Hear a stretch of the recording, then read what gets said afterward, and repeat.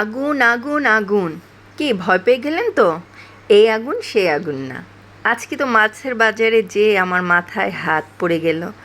এত দাম, মাছ তো ধরাই যাচ্ছে না, এত দাম। আসলে সাধারণ মানুষজনের আসলে বাজার করে খেতে কতটা কষ্ট হয় না বলুন, আমরাই যদি হিমশিম খাই মধ্যবিত্ত ফ্যামিলিগুলো হয়ে।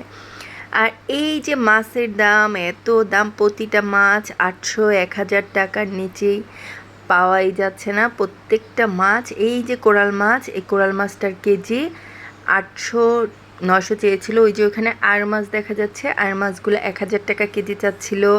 বাইলা মাছ 600 টাকা। মানে প্রত্যেকটা মাছ 600-700-1000 টাকার নিচে কোনো মাছই নেই। আপনি কি খাবেন? তো আমি তো বাজারে যাই না, অনেক দিন পর বাজারে যেয়ে আজকে তো আমার মাথায় হাত পড়ে গেল।